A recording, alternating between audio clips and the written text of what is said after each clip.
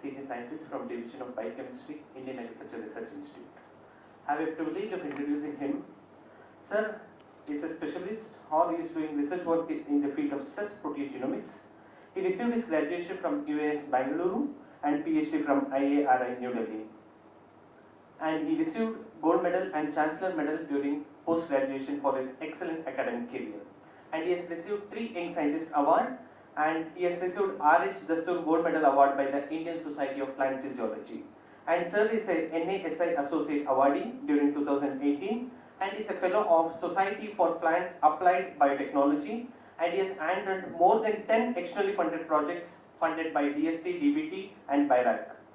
And he has published more than 50 international and national papers in international and national journals, and he has published 3 books, and he has coordinated many CAF training programs, out of which one I have attended the IS training program, and he is a secretary of Delhi chapter for Indian Society of Agricultural Biochemists, and he has submitted 28 bio projects in SRA of NCBI. Today we have with us Dr. Ranjeet Kumar sir, who will be delivering a lecture on Transcriptome, a powerful tool for elucidating mechanism of stress tolerance. Thank you, Sagar. So good morning, everyone. So I'll start this morning with a special thanks to both the coordinator for inviting me to a training program and giving opportunity to interact with you. As Sagar told, so I have expertise in all the 3 platforms of omics, which you all might be knowing, and I have used all these platforms in my research work. So today my presentation will be more towards divided into 2 specific parts. One is basics, where I'll be telling you what is this transcriptome and what are the different types of platform and what planning one has to do before going for transcriptome. And second part, what I'll do is I will validate my statement with the results which we have achieved here, right? So that seeing is believing. If you see the results, so that easily you can incorporate in your research, or you can plan for your research program. Before starting, I should say sorry, because since I am a man of wheat, and so my most of the results will be more towards wheat. But then the beauty of this tool is here we all are here to discuss the tools, and if I share the ideas, so easily that can be incorporated, that can be imitated in any research dimensions. So that is the beauty of this tool. So even if I present my result in some specific area, so easily we can correlate with your area of expertise, right? If you see the title, I have given Transcriptome, a powerful tool for elucidating mechanism of stress tolerance. So here I have focused more towards stress tolerance. It doesn't mean that this tool can only be used for elucidating the stress tolerance pathway. For any pathway, anything which is known or unknown in the biological system, so these tools empowered you to use and then decipher that pathway, to identify some of the novel things which is operating over here, to connect some of the missing links. So in coming subsequent slide, I'll show you how to characterize a pathway which was known from last 10, 20, 30 years, but then now using these tools, we are in a position to find out some of the missing candidate genes or proteins, right? So now omics, I think I'm sure other 4 lectures, so they might have explained you about this. So this term is very important, omics. This has been coined from a word which is called as om, omnipotent, present everywhere, right? So this shows the potential of this particular word om, from which this omics has been coined. Means you are going to talk in terms of not only a high throughput manner, but you are going to talk in terms of everything which is present over there, right? So if you see the classifications, so now omics has been classified into different types based on the molecular entities which you are going to target. Suppose if you are using this tool to characterize gene, so you have the genomics. Suppose if you are going to target all the transcripts which is expressing at particular event of time, that is your transcriptomics. If you are talking of protein which is present in your specific tissue at particular event of time, means you are going to have proteome. If you are going to target all the metabolites which are present in your tissue at particular event of time, means you are talking of metabolome. And if you see here under genomics or the transcriptomics, now we have different subsections, right. So, it has further been classified based on the entities which you are going to target, and then now people, they are working on different areas like whole genome bisulfite sequencing or microRNA profiling or small RNA library construction or gene discovery, etc. When you talk of proteome, so now we have two different clear-cut areas. One is gel-based proteome, which you might be knowing and most of you might be doing in your lab.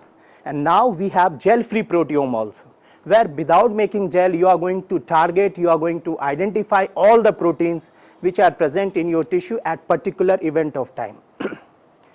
Coming on to metabolome, so again based on the molecule or the metabolite, this has further been classified into different types. If you are talking of lipids, so you have the lipidome. If you are talking of minerals, so you have the ionome. So like this, different subtypes are there. And if you see the classifications, so traditional, which we are doing from last 40-50 years. So now we have a non-targeted and next generation targeted method through which you can identify all the metabolites present in your tissue in a high throughput manner. And all these omics platform which I explained here, all these interact together to decide the phenome of any plant or living organism. So even if there is influence in one, so it has potential to influence the outlook or the visuality of any living organism. Coming on to transcriptome, as I told, this has been coined from two words. One is transcript, other is om or omics. It means you are going to identify, you are going to characterize all the transcripts or the expression of a gene at particular event of time in a specific tissue, right. When I say all, it means you are not going to characterize 1 or 2 or 4 or 10 or like this. You are going to take into account all the genes which are expressing. Now all means maybe few of them will be known, it will be already submitted by somebody, but few of them will be novel one, it will be not known. So you are going to identify all those at a particular event. That is your transcriptomes. Now when you talk of workflow for the next generation sequencing, so 3 steps are very popular and important one. One is your library preparation. So before this, you have to take into account the isolation of the molecule, because if the quality of the molecule which you are going to use for the library preparation is not good, it means you are going to compromise the result, right. So if you are isolating genomic DNA, so you have to take into account that it should be of high quality or a standard one. If you are isolating RNA, you have to take into account that the quality of RNA should be high quality. Otherwise, if you are using a degraded or RNA or genomic DNA having a low integrity, so it will have effect on the library preparation. So when you talk of NGS, the first step is library preparation, which takes into account starting from isolation to the tagging to the defragmentation till the feeding the sample into the instrument. So that is library preparation. Coming on to sequencing, so once you have prepared the library, next you have to decide what platform you are going to use. So now we have different types of platform available. So starting with ROS, now we are into PacBio, and then we have latest one, that is Nanopore, right. So different platforms are available. Each platform has its own advantage, disadvantage. So you have to decide based on your requirement which platform I should use. Because if you don't select the correct platform, so these tools are very costly, exhaustive one, so you will end out with nothing. So selection of platform is very important, and you have to decide before planning these experiments. So once your library is ready, you have to run your sample into the specific platforms, and once you run your sample, so the output you are going to get, that you have to characterize or you have to analyze using different softwares, different tools which are available. Some of them are freely available, some of them are paid. So you should have a good knowledge of bioinformatic tools which you are going to use to align, to characterize, to cure, and to get something relevant out of your data. Because if you see, the data is enormous.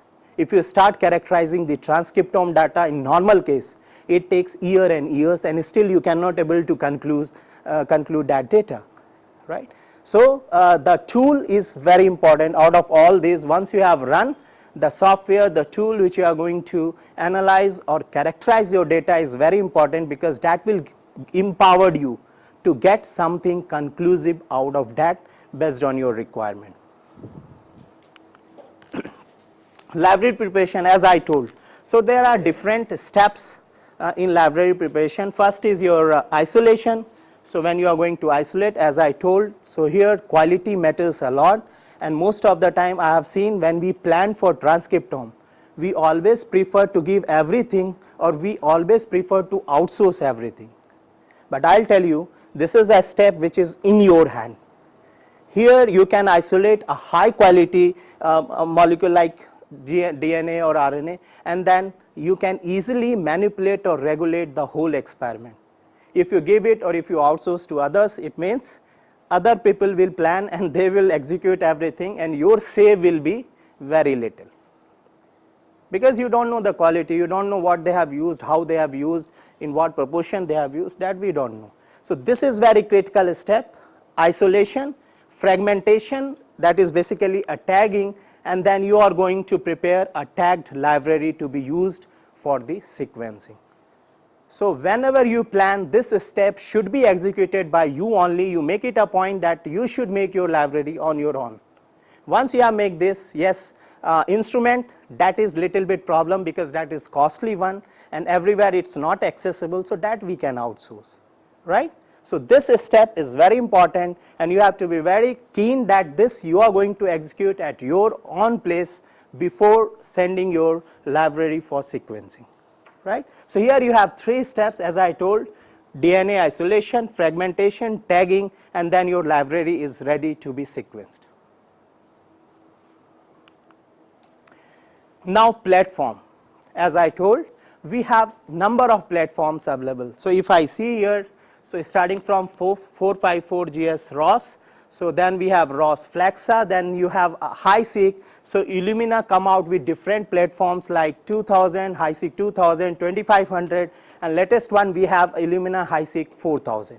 So different platforms are there. Then you have a solid, that is sequencing, oligo-based ligation and defragmentation. Then you have ion proton, PacBio-RS, and latest one is nanopore. Now if you see the advantage like 454GS Junior ROS, so this was the first platform which was based on Pyro Sequencing. Pyro Sequencing means they use the globules of lipid, and that was labeled, and then all the samples they used to tag, and then that library was sequenced basically. So this is your Pyro Sequencing method. So ROS and Pyro Sequencing, these are proprietary. So Pyro Sequencing was developed by ROS, but then if you see here, the advantage was that it gives a long read length, right? So the read was quite long, but the problem was the error rate was very high. So when you plan to identify any platform, there are 2 things which always you have to take into account. One is the read length, second is the error rate. If error rate is very high, it means you are going to compromise with the quality of the data, and then that data will be not of much use, because most of the softwares, they have a statistical tools which will easily tell you that sorry, we are not going to use this data, right? So error rate is very important, and then so there are different tools. In coming slide, I'll show you how to analyze the data. So whenever you identify or whenever you plan to go for transcriptome, the selection of this platform should be based on the reads, whether you need to have a long read or you need to have a short read, and the error rate, right? Cost, of course, is one of the dimension, but then nowadays almost all these instruments are easily accessible at cheaper cost, right? So these 2 parameters, if you see ROS, so that was the reason why initially Pyro Sequencing was very popular among the research group, and suddenly with the launch of Illumina platform, it was obsolete or deleted, right? So if you see the HiSeq platform, so here the best part was, though the read sequence was short, so it used to give a short read sequence, but then error rate was quite low, and then it was cost wise it was cheaper as compared to that of Pyro sequences. right. So that was the advantage which Illumina provide us, and because of which within a short span of time Illumina based platform was very popular. So whenever if you see somebody is giving you talk, or if you go through any literature, any paper, anything, most of the literature will cite Illumina only, right. So because of these advantages, Illumina became leader of these particular platforms, and then subsequently Illumina released its platform 2000, which was very popular because of cost, because of low error rate. Then 4 years back they released 2500, and now latest one we have Illumina MySeq and Illumina 4000 platform. So these are available. Cheaper cost per sample, I think nowadays it will cost you around 25,000 rupees. And if you see, so I started this transcriptome in 2010, and that time I paid 12 lakhs rupees for one sample, sir. Now see the cost within a span of 8 or 10 years, how drastically cost has been reduced. And coming years, now you have a nanopore, where still cost is cheaper, it is little bit higher than your Sanger sequencing. There are other problems, but cost wise, so now we with advent of technology, now costs are drastically reducing, right. Then if you see the solid, though they released this based on the oligo or the primer based tagging, but this was not much popular. Then you have a PacBio. So the problem was that it doesn't require PCR based amplification, as I told. So library construction and then sequencing. So it doesn't require amplification, even it provides the longest read length, but the problem was the higher error rate. That's why people, so cost wise it was cheaper, but then still people does not prefer this because of its high error rate. So these are the classes, and now you have a third generation platforms with us. So especially different generations has been classified, like your Pyro sequencer, our first generation, then Illumina based platform or oligo based platform, or tagging, fluorescence based tagging, that was the second generation, and now we are into an era of third generation where you are going to get a long read with low error rate, and some of the instruments which has been clubbed under this like Ion Torrent, PacBio or Oxford Nanopore, right. But they have their own limitations and problem that we'll see in subsequent slide. So these are the different platforms which are available, and you have to decide well before planning for your transcriptome experiment which platform you are going to use, because suddenly you cannot decide, because this is quite a heavy cost effective experiment. So well before time you have to decide this, right. Coming on to Illumina Seq, as I told, so Illumina basically because of its Illumina Seq platform, so now they have been considered as a leader in the area of this NGS. So I have a small video, this is from Illumina only, where they have shown how basically this sequencing takes place when you feed your library into the platform. So let's have a look on this Illumina based sequencing.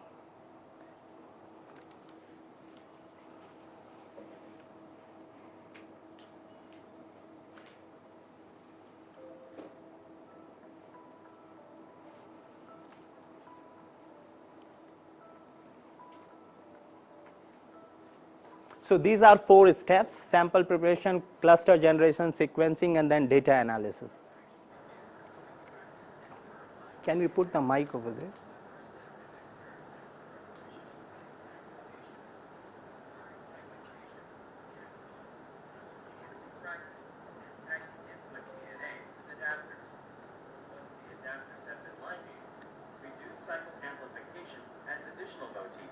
Such as the sequencing primer binding sites, indices, and regions that are complementary to the flow cell oligos.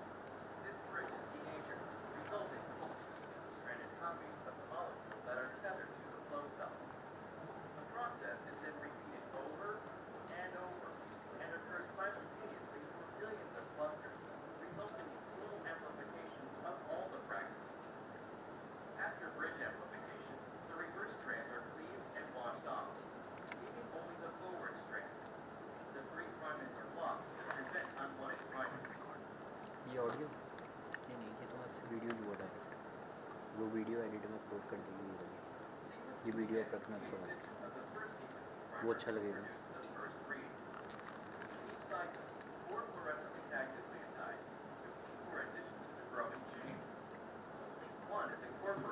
Based on the sequence of the template. After the addition of each nucleotide, the clusters are excited by a light source, and a characteristic fluorescent signal is emitted. This proprietary process is called sequencing by synthesis. The number of cycles determines the length of the read. The emission wavelength, along with the signal intensity, determine the base call. For a given cluster, all identical strands are read simultaneously. Hundreds of millions of clusters are sequenced in a massively parallel process. This image represents a small fraction of the flow cell. After the completion of the first read, the read product is washed away. In this step, the index 1 read primer is introduced and hybridized to the template. The read is generated similar to the first read. After completion of the index read, the read product is washed off and the 3' end of the template is deprotected. The template now folds over and binds the second oligo on the flow cell. Index 2 is read in the same manner as Index 1. Index 2 read product is washed off at the completion of this step. Polymerases extend the second flow cell oligo, forming a double-stranded bridge. This double-stranded DNA is then linearized and the 3' end is blocked. The original forward strand is cleaved off and washed away, leaving the reverse strand. Read 2 begins with the introduction of the Read 2 sequencing primer. As with Read 1, the sequencing steps are repeated until the desired read length is achieved. The Read 2 product is washed away. This entire process generates billions of reads, representing all the fragments. Sequences from pooled sample libraries are separated based on the unique indices introduced during the sample preparation. For each sample, reads with similar stretches of base calls are locally clustered. Forward and reverse reads are paired, creating contiguous sequences. These contiguous sequences are aligned back to the reference genome for variant identification. The paired end information is used to resolve ambiguous alignments.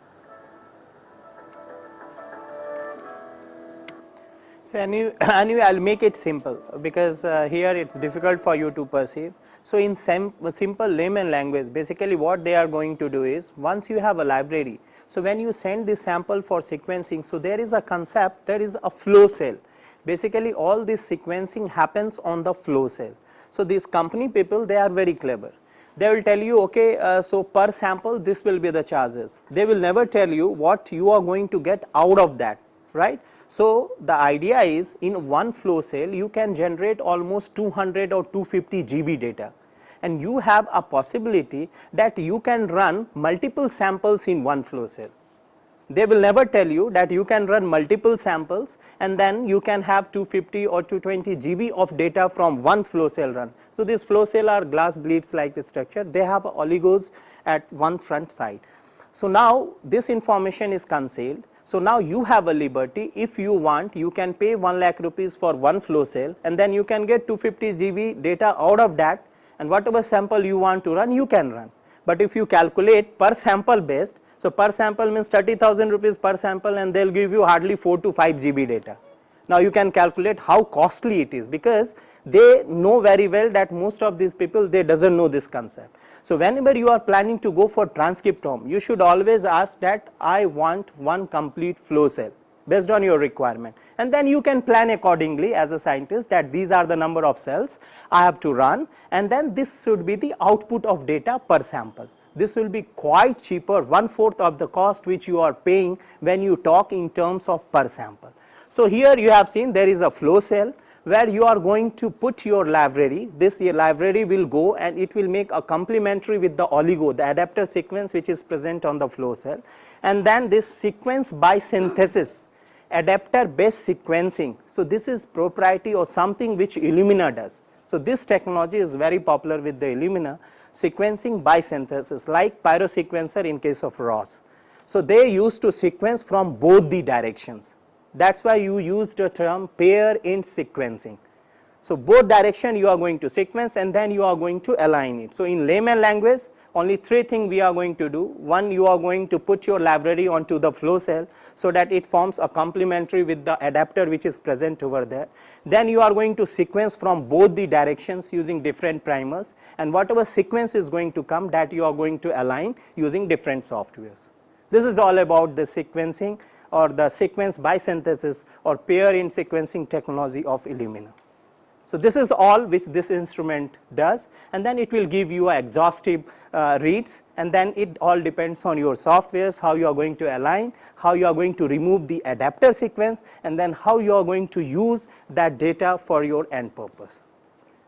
So this was shown in such a complex. So whenever you plan to go for transcriptome sequencing, please make it a point, you should not talk in terms of sample, you should always talk in terms of the data which they are going to do. There is one more term which is very popular, and most of the time, most of the people, they will be confused. This is coverage. So you might have heard when you talk of transcriptome, they will ask you, most of the time they will never discuss coverage. They will ask you, okay, this much sample, this price, all those things. But you should know coverage, because if coverage is not good, coverage is something like, suppose if your genome size is 10 GB, and suppose if you get 100 GB data out of that, it means this is 10x coverage. Total data which you generated divide by the size of the genome, that is the coverage. And if coverage is low, suppose if 1x coverage is there, it means you are not going to get anything out of that. At least coverage should be more than 20 or 30% or 30x. Right? So this coverage is very important. You should always talk in terms of coverage, how much coverage you are going to give, especially for microorganisms. For insects, coverage should be at least 90 or 99% coverage. Then only you are going to get authentic data out of that. Most of the time the problem is, you get the data, when you start doing downstream processing, so most of the time that will show error. Your sequence which you have predicted, transcript sequence, that will have lot of error, and you will be confused whether it is an indel, whether it is a mutation, what is this, you will not able to correlate. So coverage is very important, and then whenever you talk of transcriptome, you should talk in terms of the data which they are going to give and the coverage which they are going to give, right? So these two are very important factors. This was the technology which Illumina used to follow as a leader of this particular NGS platform. Coming on to the latest technology, so nowadays even in different funding agency also, when you go and when you say that I want to do transcriptome, most of the time they will not agree, and if they agree, they will resist you to go for nanopore. The idea is there is a misconception that the cost of running nanopore is little bit more than the Sanger's, right? So these people, the discoverers, they used to claim that one day the cost will be as we are paying for the Sanger sequencing, gene sequencing. But there is a on problem with this Oxford nanopore. If you see, so this technology was discovered in 2012 in one of the international symposia, so they launched this, and from that day onwards, so now in India also, we have a lot of nanopore instrument installed in Delhi, Hyderabad and different metro cities. Here these are again a tag based sequencing method, where you are going to tag your a particular sequence, and then when you pass it through the nanopore, so because of fluctuation in the current, so that fluctuation is actually taken care of by an emitter, and then it will tell you which base is this. So this nanopore, because of this simple technology of variations in the current, they could able to decode the sequence which is going on or which is present in your DNA or the sample which you have used. So cost is very low, but the problem is error rate is very high. Now you think of a situation that you have sent your sample for Sanger sequencing. They will give you 650 bases, and suppose out of 650, if 50 or 40 errors are there, do you think you will be able to use that sequence? No. It's equally better than not doing that sequencing. Same problem happens here, because of which, though a lot of people recommend this, but until unless they remove this particular disadvantage of error rate, it's difficult to use this. Even if you run, even if you pay 1 rupees, that will be wastage. Now quality analysis. So any one of you have experience of this transcriptome sequencing and all those? No, anyway. So when you send sample and when you get the data, there is one big problem, and this happens with almost 90% of the scientists. Because our background is not bioinformatics or stat. We are biological scientists. We can think in terms of biology. The problem with these scientists are that once you get the data, it's very difficult to analyze the quality of data. Those who have done transcriptome, if you discuss, they'll tell you most of the time after 1 year, 2 year or 4 year, they will come to know that this data is of no use. The problem is there are 2 or 3 problems associated with this. First is we don't have much knowledge about how to screen, how to characterize this data or the quality of the data. Second, if we know, we don't have computer, because you cannot open this data on all the systems. You require a high computing server or workstation to open this data. If you try opening this in normal computer or laptop like this, it will crash out. So the problem, second problem is system. Third problem is software. So most of these softwares which will give you authentic answer about the quality of the data are paid one. So this company or the discoverers, they are very clever. They know where to manipulate the things. They will never give you, that cost is so high that if you purchase, first thing is that it's difficult to purchase because it required a lot of money, and even if you purchase for this transcriptome, it will be not futile. So either way. So these 3 problems, because of these 3, most of the cases we just abide by the information which has been given by the companies or the concerned person. But there are few tools which will help you and which doesn't require money also. So easily you can make out whether the data which has been given is correct or not. For example, I'll start with the bottom.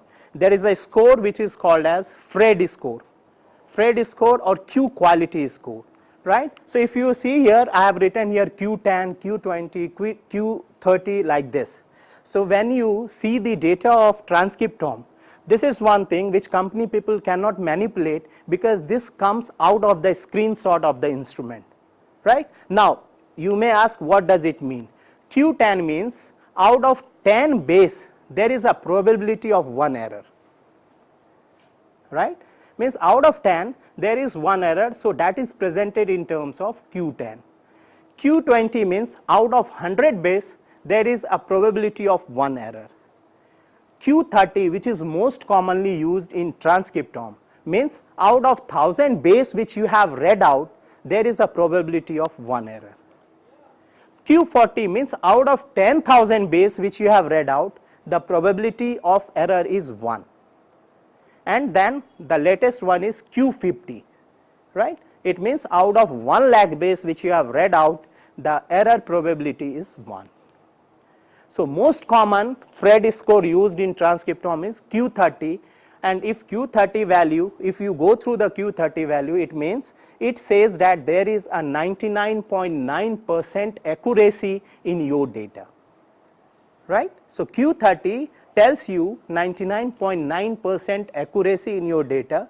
If Q30 value is good, it means there is no compromise or the quality of data is good. It can be run in any of the softwares, downstream softwares which you are going to use. And this is one common one, it doesn't require money. This is something like a screenshot, so company people, they cannot manipulate, and then easily you can make out. The other parameter is N50 value, which is defined as the minimum contig length which is going to cover 50% of the genome for which you have targeted for the sequencing, N50 value, and this is also one of the summary point in your transcriptome data. So when you see the transcriptome data, first thing will be, there will be one table where they will give all the informations, and N50 value will be there. So you have to make it a point that N50 value should be high, right? Third most easy method, but then it's required little bit expertise, is fast QC method. So this is a package, this is a software, fast QC, which is internationally accepted. So you feed your data and fast QC will tell you based on probability what is the quality of your data. Then another term is transcript integrity number, TIN score. So you might be knowing RIN score, RNA integrity score, right? So like RIN, there is a TIN score also which tells you the integrity of transcripts which you are going to get out of your data. So tin score, there is a table, classified table. So based on that table, easily you can make out whether the transcripts which has been predicted out of the data which you have generated, whether it is of high quality or not.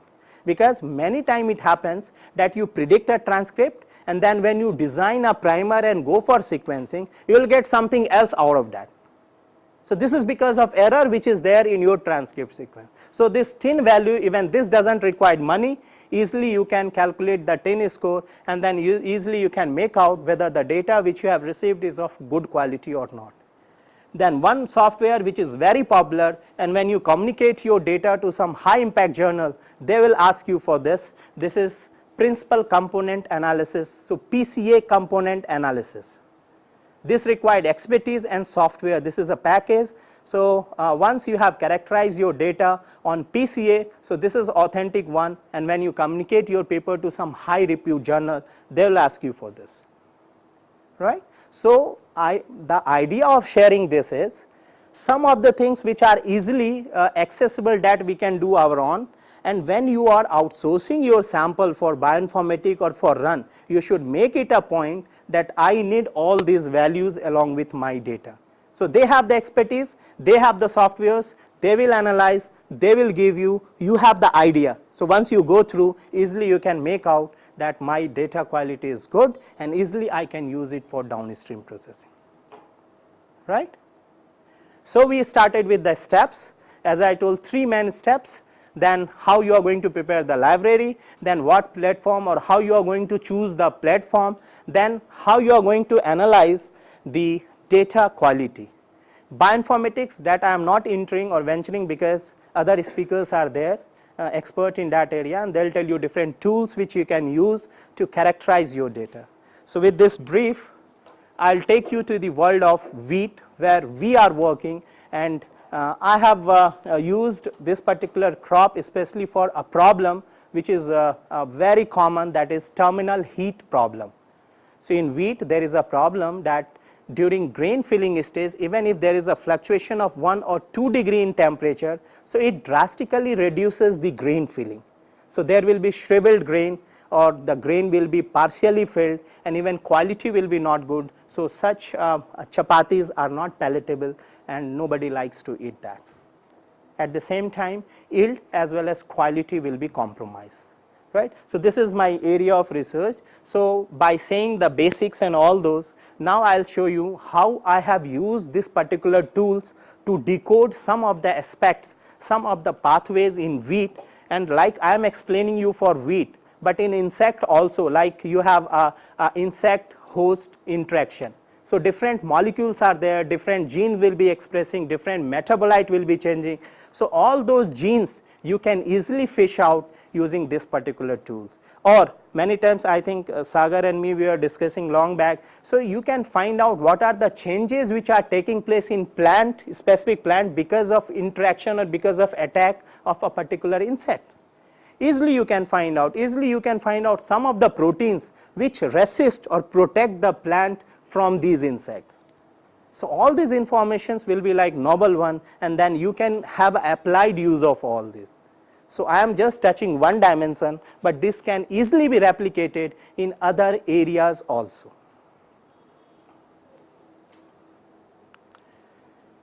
So wheat, I told, this is one of the major problem, heat stress, and if you see some of the photographs, why I am showing this, because this I have taken in division of entomology only, and if you see the effect of heat stress on some of the like this is pollen of wheat under normal condition, and when you expose it to heat stress, so all pollen will be flaccid, it will be ruptured, and then there will be improper fertilization. It means no fertilization, no grain filling.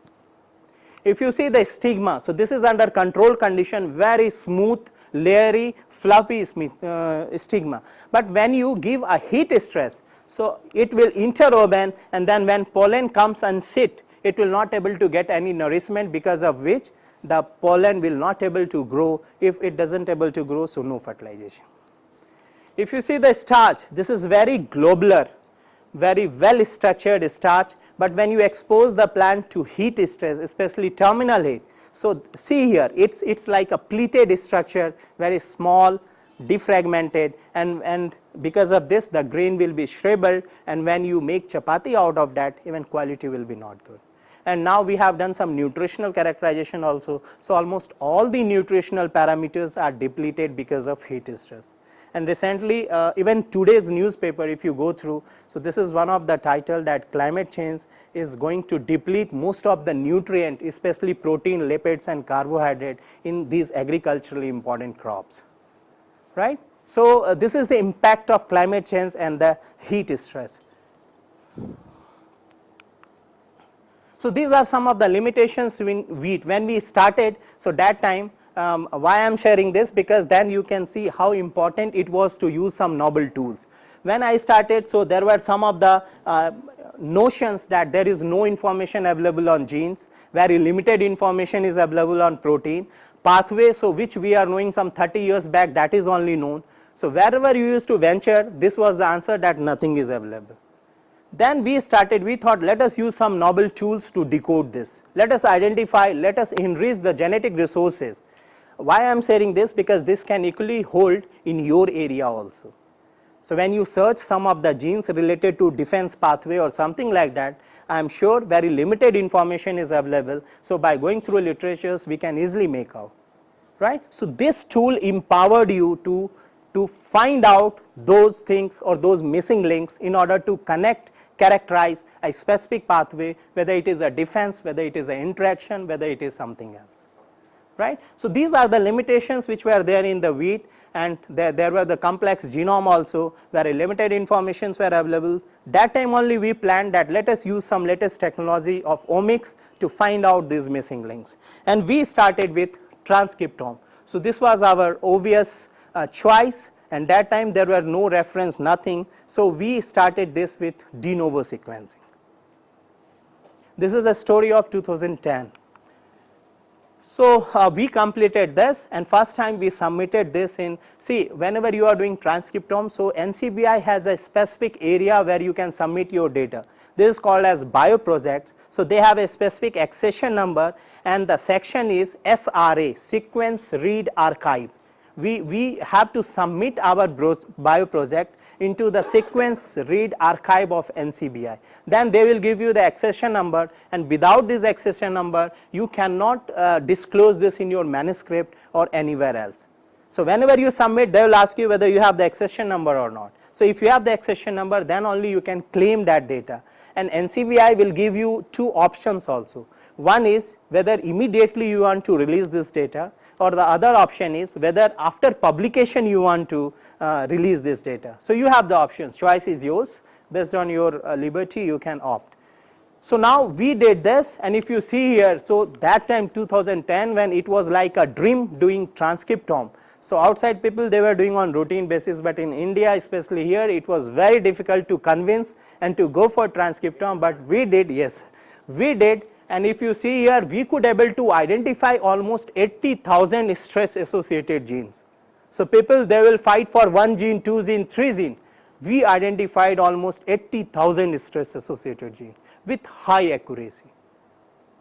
And if you see here, so microRNAs, as I told, we could able to identify almost 1200 microRNAs, and out of that 37 novel microRNA we identified, we validated, we published, and from last 5 years we are getting exhaustive citations.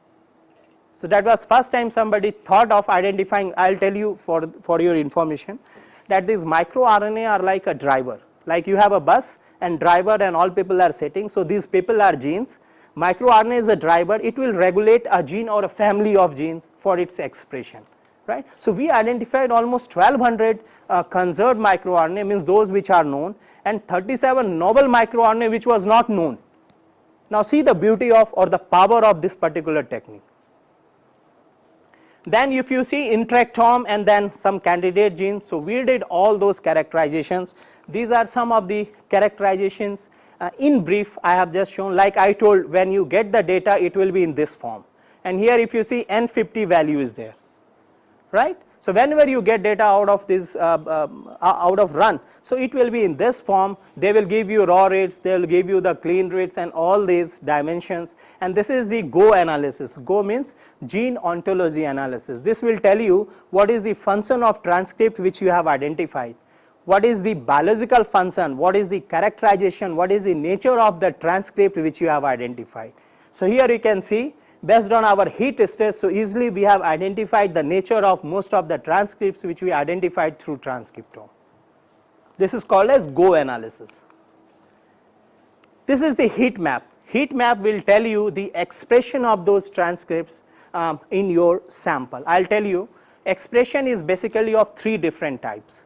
One we used to call it as absolute expression, other is your digital fold expression, third is your relative fold expression.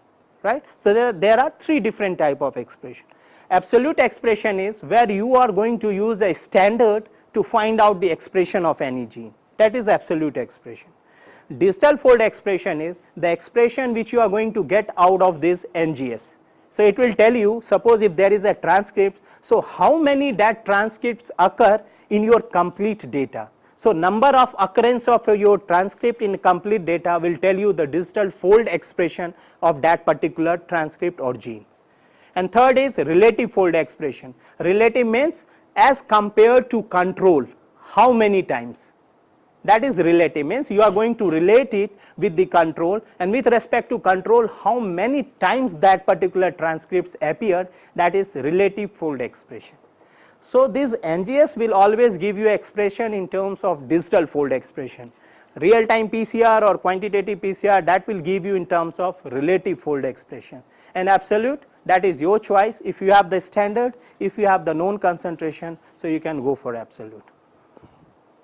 So these are the heat maps, and here I have just shown a clip of this, but by Excel I will tell you I have more than 55 Excel sheets for this upregulated and downregulated transcripts.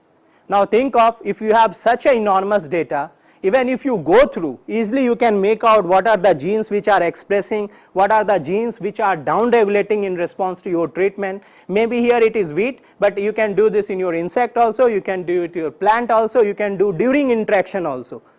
So more than 55 sheets of Excel. So that much is the data which we generated just by one transcriptome in one cultivar.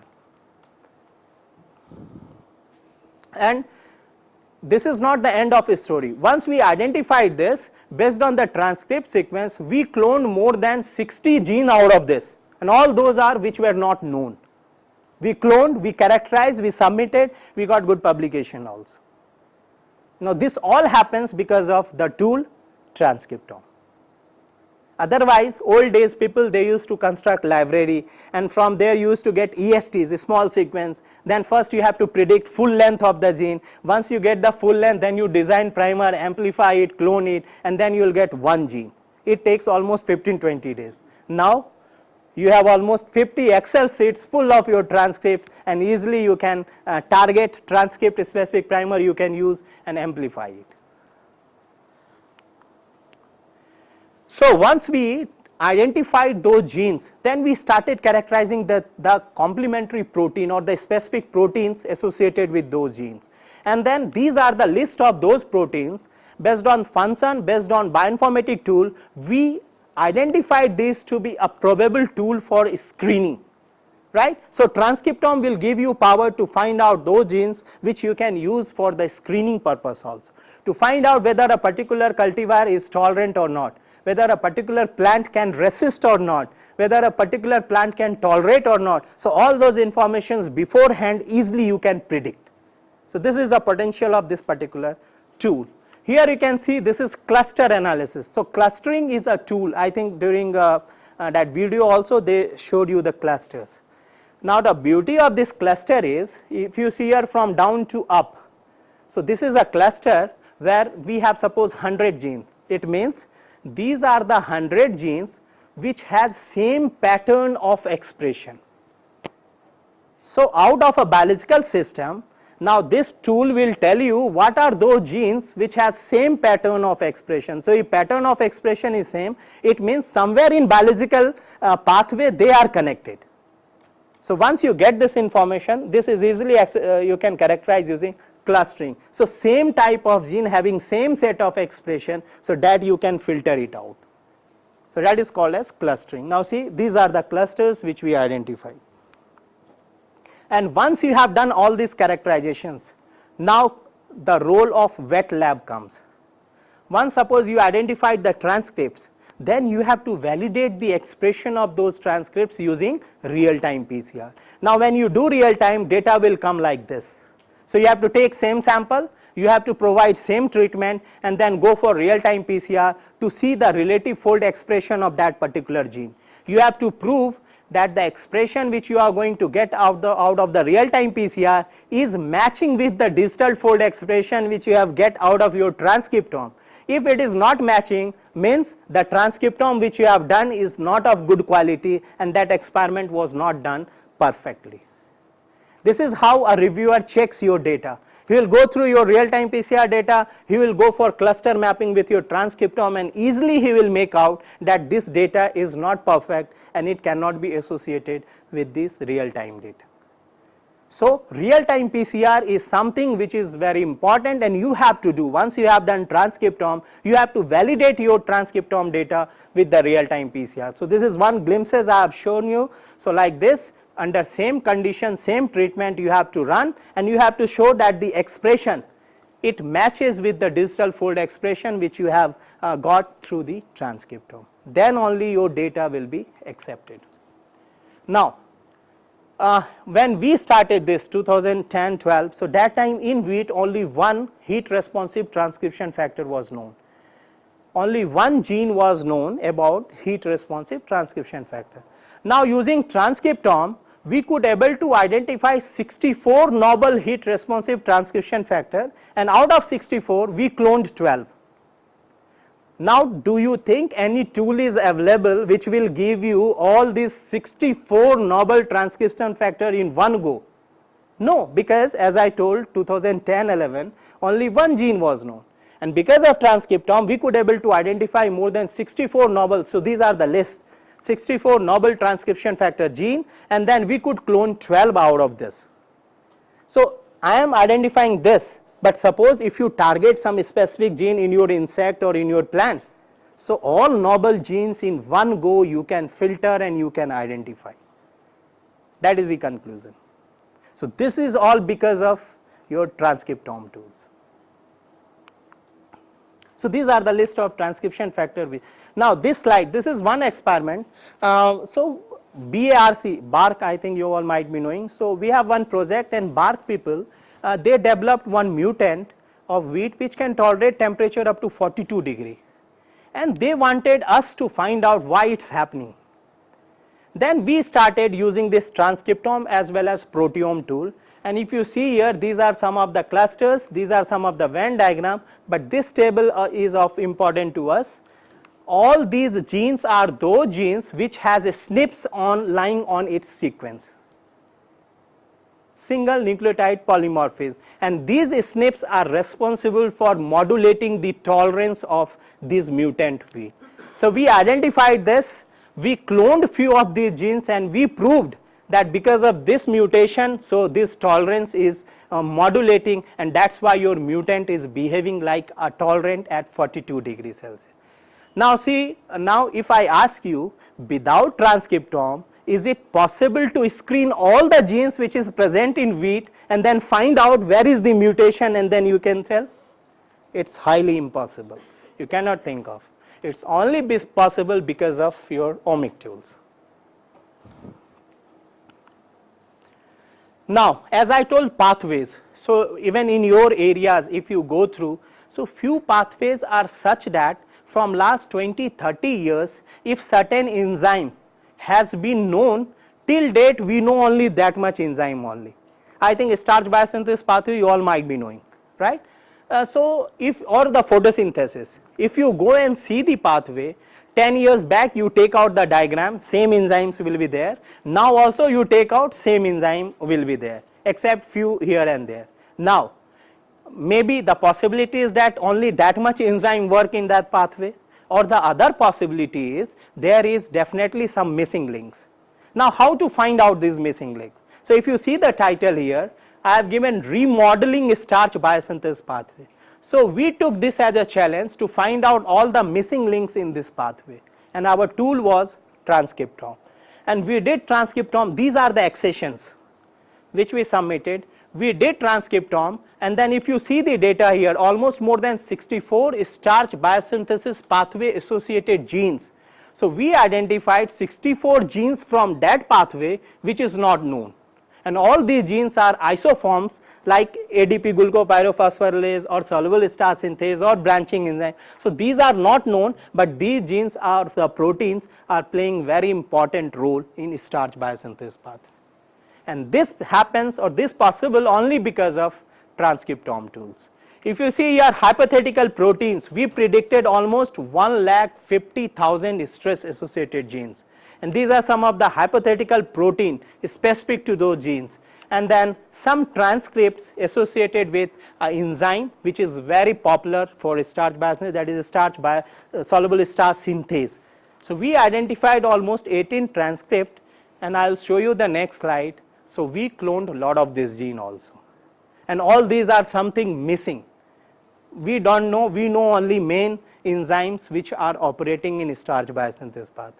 Now, we have the information, we have the power, we have the potential to manipulate this pathway itself. Now, I can say that between this to this substrate, not only one enzyme works, but other enzymes are also there which are working, and this is the product.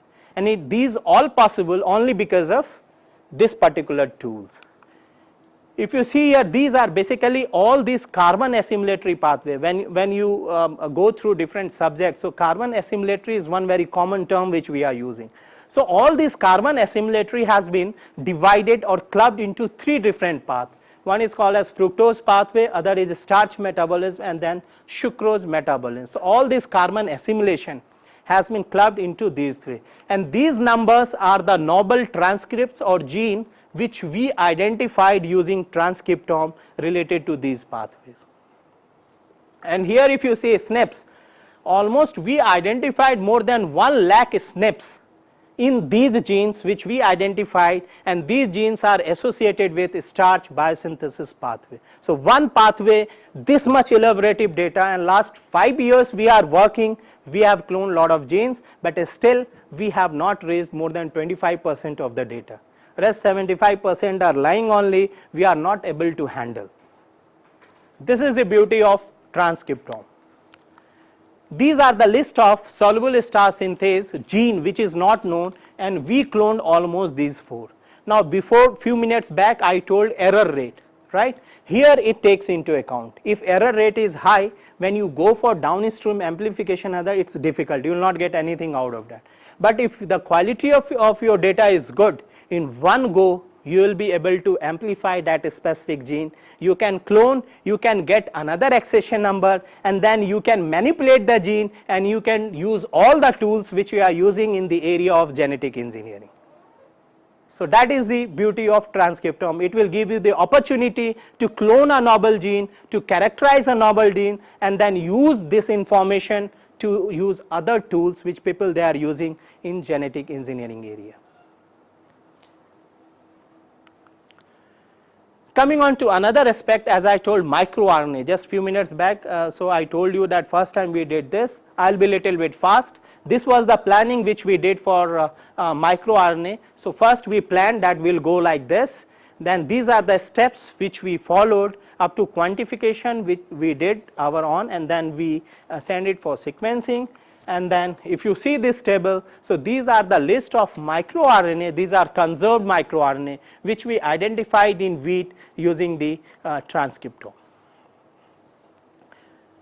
If you see this information, Triticum aestivum microRNA 159.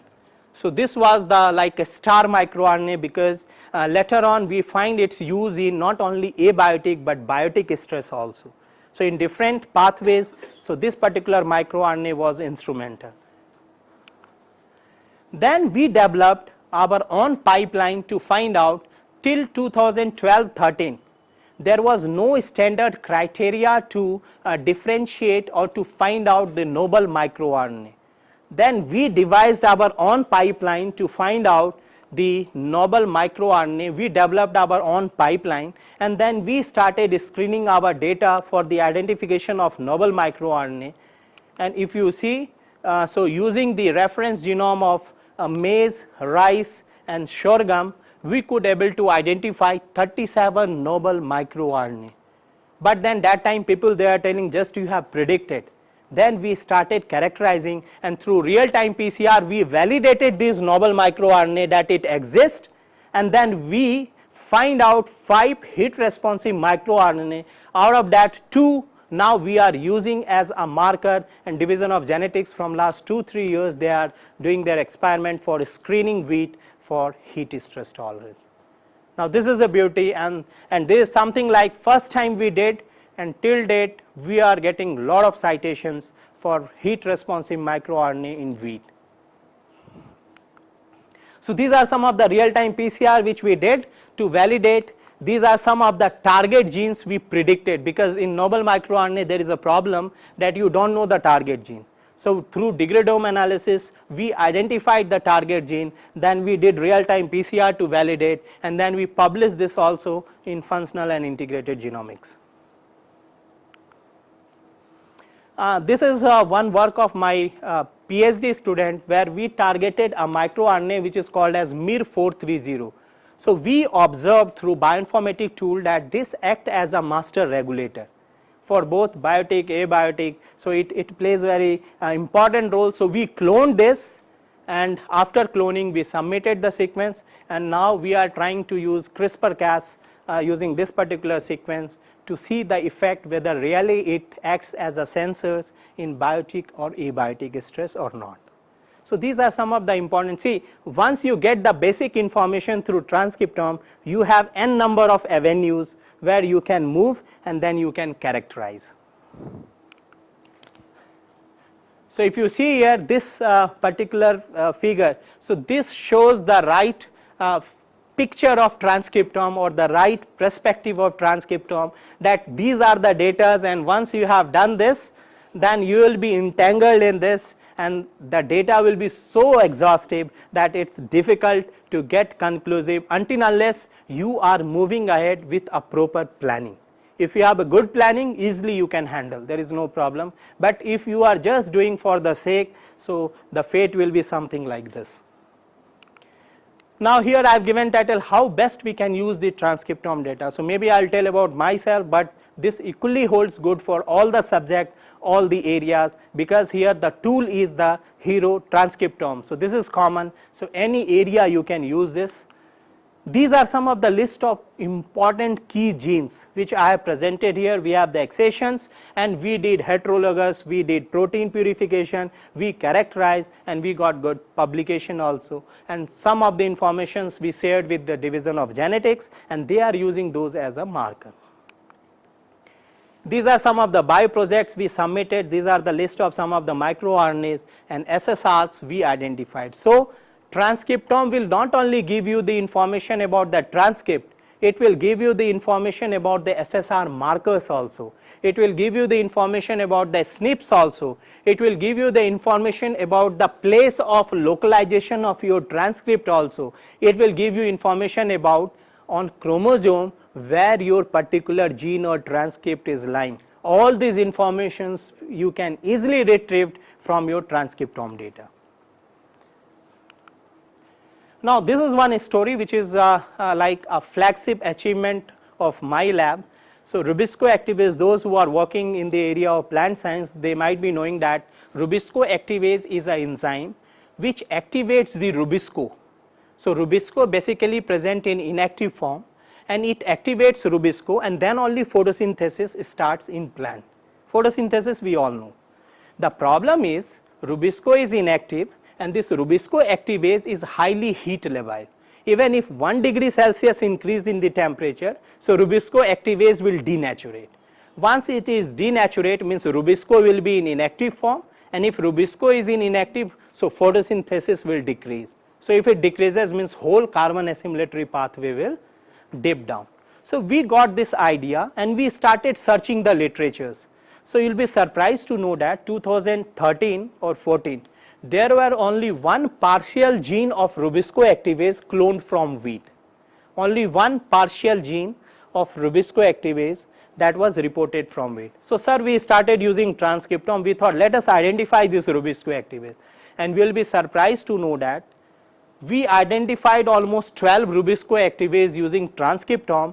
We cloned 10, we make it full length, we submitted it into the NCBI, and then once we cloned this, then we targeted one, we did heterologous expression, we purified the protein of that particular gene, and we did exhaustive Western blotting to see the accumulation pattern of that protein. Then we got motivated because of this. We started doing site directed mutagenesis. We thought, let us change the protein itself, the stability of the protein itself, and we created lot of mutants using site directed mutagenesis. And you will be surprised to know that out of all mutant, one mutant we got 138, which shows tolerance up to 42 degrees Celsius temperature. So, we selected that particular mutant. So, this is the activity assay of Rubisco activase. These are the heterologous expression of that particular gene. We selected that protein, and now we cloned this in a vector, a binary vector, which is PMDC30, which has a heat inducible promoter, and now we are mobilizing it in rice. Now, think of a situation that your Rubisco activase suppose is thermostable. So, even if there is an increase in temperature up to 40 or 42 degrees Celsius, it will not denaturate. If Rubisco activase is not denaturate, it means it will modulate the Rubisco or convert the Rubisco from inactive to active, and since Rubisco is abundantly present, almost 80% of the protein is Rubisco.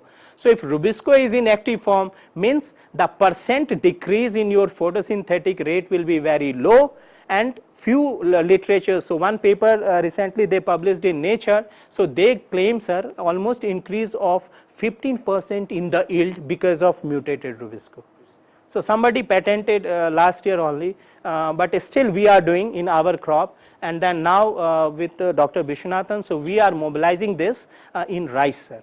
So, this is the idea. Now, see, one small information leads to this much, and this all happens only because of your transcriptome tool. Otherwise, you do not know the gene sequence, there is no question of protein engineering, heterologous or developing a thermostable protein, no story will come. So, it is all because of this that we could able to identify, and now because of these genes we are getting lot of citations. So, these are some of the construct which we developed, like MAPKs in mitogen activated protein kinases, superoxide dismutase, ADP glucose, and all these genes are novel one which we identified only because of transcriptome. Otherwise, through library it takes year and year to identify a full length gene and to characterize and to use it in your downstream application. So, I mean to say, just you have to select a pathway, you have to target a particular phenomena, and this transcriptome will help you to decode everything related to that. These are some of the SSR's work which we did. So, we identified some of the SSR through transcriptome, we validated, then we shared all this information to division of genetics, and now they are using this for developing heat responsive SSR markers. These are some of the publications related to what I presented. So, slides will be here only, so easily you can access. All these are freely available, few of them are paid. If you need, you can write me a mail and I will be happy to share all those. So, these are some of the areas or the future line of action which really we have to give a thought. So, without going through this, I will tell you, first thing is we have to raise the interest. Many time it happens, everybody wants to do transcriptome. Few days back, sir, so there is one project I think on organic and inorganic. So, ministers and other people, they wanted IARI to characterize or to differentiate between organic and inorganic, and somebody sent me a project where exhaustive transcriptome was there to find out organic and inorganic. Then I told this is not feasible. Every technology has a limitations, and this is not the right. It's better that we should go for metabolome profiling or something like. So, like this everywhere you cannot use this, it has a limitation, but then when you plan, the first thing is you equip or upgrade your knowledge. You should know how of this particular technology, then only you should venture into this. Second, you should have a clarity in your mind that what outcome you want, whether you want a gene, whether you want a pathway characterization, whether you want SSRs, what you want, that should be well cleared in your mind before going for this experiment. Third thing is, most of the thing except run and bioinformatic characterization, try to do with your own hand. This is my suggestion. Why? Because if you miss these steps, then this will be not your experiment. What company people will give you, what they will tell you, you have to follow, otherwise you will come out with nothing. And last thing is, if you have done transcriptome, please don't focus on doing a lot of transcriptome in large number of samples in short period of time. It's always good to have less sample, more information, more outcome, rather than more samples and then you come out with nothing. So these are some of the suggestions. Future line of action. So some of the areas you can venture in your, so whatever I have presented, that model holds good for all the areas. So this you can use, you can replicate in your area of research. So with this brief, I think I'll acknowledge Director IARI, Joint Director Research, Head Division of Biochemistry, PI of this project, Dr. Viswanathan. So he is also our group members. So in most of the project he is the co-PI which I presented. Dr. Himanshu Pathak, so whatever work I presented here till 2015, that was outcome of NICRA project, and he was the PI and he was very good in motivating. Like I think your coordinators, they are equally good and they will be motivating you to go to venture into this area. So like this, we also got motivation from these people, Dr. GP Singh. So whatever wheat germplasm we are getting, so that we used to get from IWBR. And then my colleague Dr. Suneha Goswami, all these SRFRAs, and special thanks to Subramaniam sir and then Sagar. So they have invited me to share my research significant results and then some of the knowledge or the work which we are doing. So thank you, thanks a lot.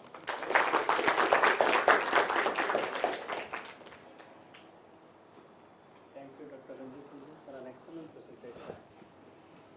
To go by his publication, because publications are the yardstick to assess the scientist caliber. To take that one as a yardstick, really, Dr. Ranjeet stands tall in this field of biotic stress in wheat. Go by his publications and what he has referred to, gain a lot. Go to page in Google Scholar as well as on ResearchGate to learn about about the queries. I have some queries. Yeah, please sir. Please. What about the use of DNA or the cDNA? Hanji. Which one you feel good for transcriptome? It's all cDNA.